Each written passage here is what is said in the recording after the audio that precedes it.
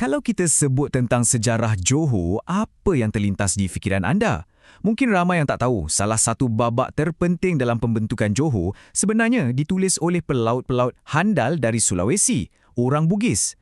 Penghijrahan mereka ni bukan sekadar pindah rumah tau, tapi ia sebuah kisah epik tentang keberanian, maruah dan cita-cita untuk membina hidup baru. Okey, untuk kita faham kisah hebat ni, kita akan pecahkan kepada 5 bahagian utama.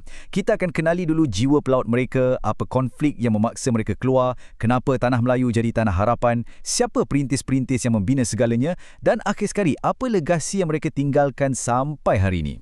Jom kita mulakan dengan soalan paling asas. Siapa sebenarnya orang Bugis ni?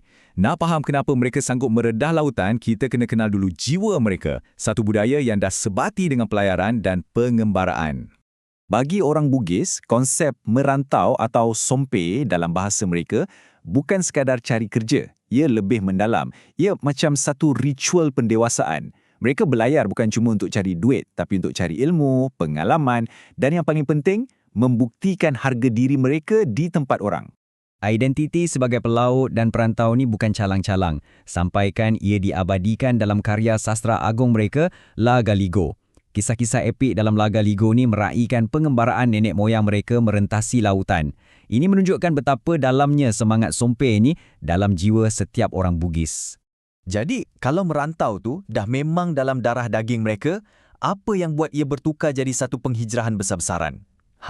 Jawapannya ada pada api konflik yang sedang membara di tanah air mereka sendiri, di Sulawesi.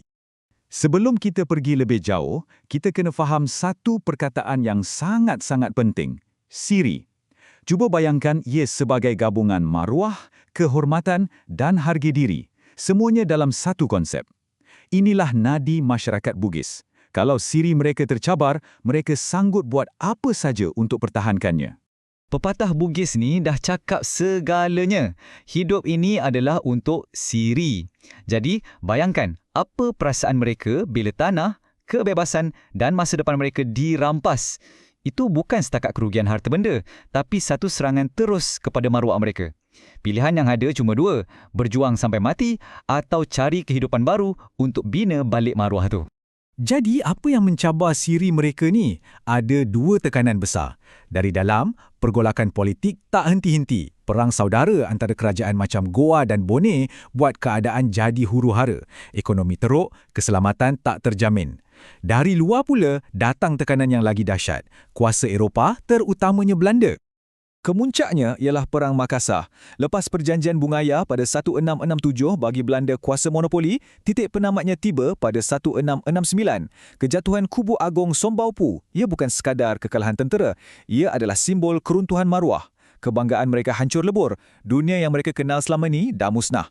Bila kerajaan Wajuk pun tewas setahun kemudian, ramai yang sedar, dah tak ada masa depan di sini. Inilah yang mencetuskan gelombang penghijrahan paling besar dalam sejarah mereka. Dengan dunia lama yang dah hancur, ke mana hala tuju mereka? Di sinilah kita beralih pula kepada faktor penarik. Peluang-peluang yang menanti di semenanjung Tanah Melayu, yang seolah-olah menjanjikan satu permulaan yang baru. Dan kenapa Johor jadi pilihan? Sebab pada masa tu, Johor ni macam pakej lengkap. Kerajaan Johor memang buka pintu luas-luas, galakkan orang datang buka tanah. Tanah subur terbentang luas, belum ada orang usahakan.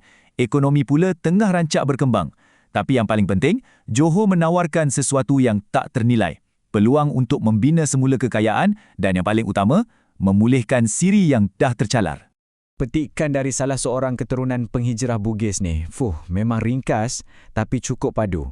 Ia merumuskan segalanya, perbandingan antara realiti di tanah asal yang penuh kesusahan dengan janji kemakmuran di sini.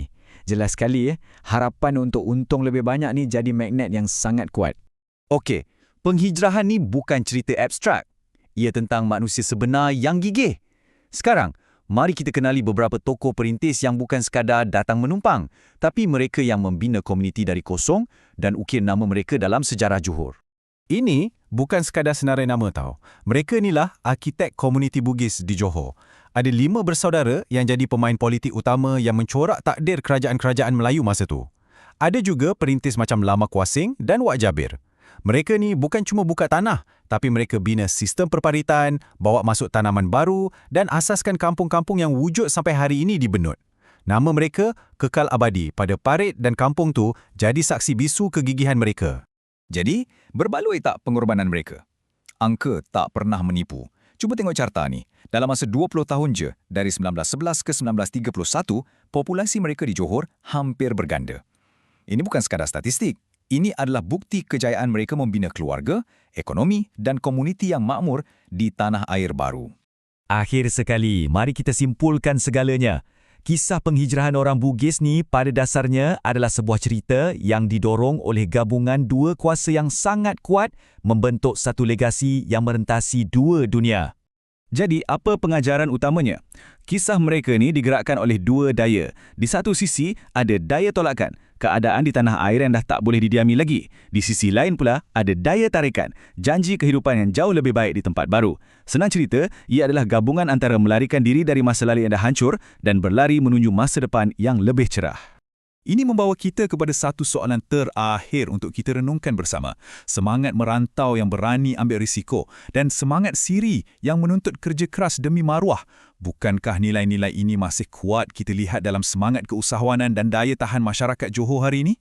Fikirkanlah, sejarah ini bukan sekadar cerita lama. Ia adalah sebahagian daripada DNA budaya yang membentuk kita sehingga ke hari ini.